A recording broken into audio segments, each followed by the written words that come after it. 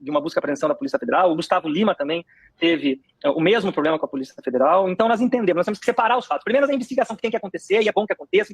Agora, infelizmente, o que a gente viu aí no dia de hoje é uma politização da atuação da Polícia Federal, o que a gente vê que está acontecendo com todos aqueles que se levantam. Então você pega, você tem, de volta a repetir, o Pablo Marçal, que teve a ação que aconteceu nele, nós tivemos o Gustavo Lima, nós tivemos a inegibilidade do Ronaldo Caiado. É um momento que o Brasil está vivendo e é importante a imprensa participar disso para que a gente fique atento a isso. Agora, eu vou ser muito sincero, o prefeito Manga, como eu já havia sido, não avisado que ia ter essa ação. Acabou de se confessar aqui por que ele se lançou a candidato a presidente. Exato, você pegou no pulo. Acabou de falar por que ele lançou a pré-candidatura a presidente. Olha aí. Já estava sabendo que nos bastidores havia um incômodo, tanto das pessoas do governo federal e até políticos que não são ligados ao governo federal no âmbito estadual. Vamos dizer assim, que eu já estava falando com Deus que eu ia enfrentar. Só para fazer um resumo bem rápido e já ir para a próxima pergunta. A minha trajetória política, antes de eu chegar a ser o prefeito mais bem votado da história da cidade acontecer, Deus me livrou das drogas, lá atrás, há 18 anos atrás, e me deu do crack, me deu a oportunidade de mudar de vida, de ter uma família e de ser um vitorioso na política. Então, eu tenho comigo, independente de religião, da onde Deus me tirou, o que ele fez na minha vida, não são desafios como esse, e a gente sabe que, infelizmente, na política existe isso, que vai fazer eu parar, muito pelo contrário, vai fazer eu avançar. Se a minha pré-candidatura estava de uma maneira morna, de uma maneira esquentando aos poucos, agora eu piso no acelerador e eu sei que para Deus não existe impossível. Pode se levantar quem quiser, viu? Pode se levantar Lula, pode levantar a autoridade do governo estadual, pode mandar quem quiser aqui, até a SWAT. Nós vamos continuar trabalhando em favor do povo e replicar esse bom trabalho que tem acontecido em Sorocaba por todo o Brasil. Até a SWAT.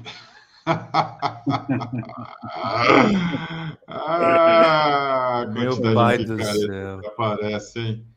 Que dureza. Mas que figura, né? Que figura. Mas, enfim, ele tá cumprindo o papel dele de tentar se defender do jeito que ele sabe se defender. Agora, o Kiko pegou ele no pulo, né? Antes de você ver esse trecho da entrevista, você já assumia que ele estava tentando se lançar ao governo e à presidência para poder tirar o foco dessa operação. A pergunta é, como ele sabia que ia acontecer uma operação? Essa é uma pergunta importante. Porque as operações são sigilosas, né? Então, vazaram para ele. De onde veio? Alguém vazou. Ou ele estava já, muito provavelmente, pensando que iria acontecer algo diante do fato que ele não é inocente, né? Então, ele estava já angustiado, né? Enfim, não dá para conjecturar. O fato é que, do que eu vejo dessa história, eu só peço que isso aconteça. Normalmente, quando políticos... conheço casos de cidades aí, do Espírito Santo, cidades daqui de São Paulo, da Bahia. Políticos, quando são pegos com grande quantidade de dinheiro, eles conseguem normalmente escapar por motivos assim completamente absurdos, né? De desvio argumentativo total, brechas legais, etc. O que é importante é dar espaço e dar respaldo à Polícia Federal para que ela realize o trabalho para evitar que exista um desvio dentro do sistema de justiça do fato que provavelmente está sendo investigado, né? Então, é importante que as coisas sejam apuradas e está certo os canais de imprensa de chamá-lo para se explicar, etc. E quanto mais ele falar, pelo visto, né, Kiko, ele vai se atrapalhar, né, como ele se atrapalhou nessa entrevista para a CNN. É só da corda que ele se enforca. Agora, ontem a gente conversava sobre esses estrategas da extrema-direita e essa coisa de fazer um pouco o que o Nixon chamava de estratégia do louco. Você já ouviu falar dessa coisa? Sim, dessa estratégia. Sim. Só que o Nixon era criança perto desses caras aí. E o Trump, ontem, antes do recuo dele, de parte do tarifaço, ele fez um vídeo, não sei se você viu, sobre novas regras a respeito de fluxo de água em chuveiros do Zeuá. A Marília se lembra de um episódio do Seinfeld que o Kramer reclama que está sem pressão no cabelo dele, o cabelo dele fica meio levantado. E, cara, we have a series of executive orders memorandum all relating to deregulation, which has obviously been a major priority of your administration. The first of these is an executive order. The Biden administration launched what you've called a war on showers. They had certain regulations that basically killed the pressure of showers and other appliances. They put restrictors on. They used to have a restrictor where you could take it out, but now they weld it in.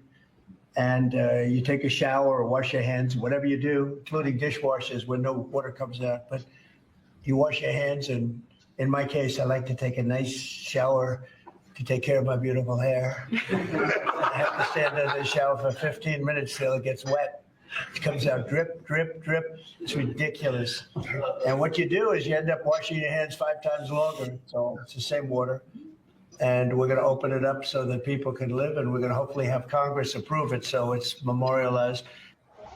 Como no caso do Manga, como no caso do Bolsonaro, guardadas as devidas proporções, e aí, no caso do Trump, tem um método por trás dessa coisa? É estúpido realmente para parecer estúpido, para fazer uma manobra diversionista?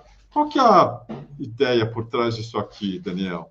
Então, é bem legal você ter trazido a referência do Nixon, porque várias pessoas depois sistematizaram, e o Nixon já tinha dito, né?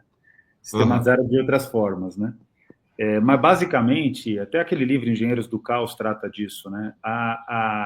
O escárnio, o exagero, a loucura, né? Como estratégia política, ela atende a vários setores. Primeiro, em vários aspectos da sociedade.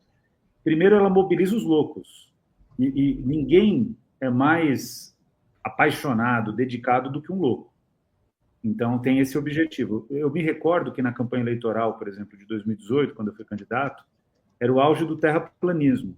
E terraplanistas me procuraram durante a campanha, porque eu tinha feito uma crítica num debate sobre ciência. Não acredito. Procuraram. Eu tinha feito uma crítica ao terraplanismo num debate sobre ciência e eleições, que eu fui representar a chapa presidencial do PSOL na época, que era Guilherme Boulos e Sônia Guajajara. E termina o debate, eles me procuraram, falaram, olha, você não conhece o terraplanismo, né? Teve até um episódio engraçado, porque eles disseram, eles iam fazer uma conversa comigo, estruturada, porque eu fiquei curioso para saber o que eles pensavam, né? Sabendo que era um absurdo. E aí eles disseram para mim aquilo que foi a frase mais emblemática desse movimento. Eles falaram o seguinte, olha, o terraplanismo é uma grande articulação política ao redor do globo. Eu falei, bom, então terminou a conversa, porque se é ao redor do globo, a Terra não é plana, né? Contradição dos caras. Muito obrigado. Muito obrigado. Foi um prazer debater com o senhor. Não, e assim, eram pessoas... Ganhou sem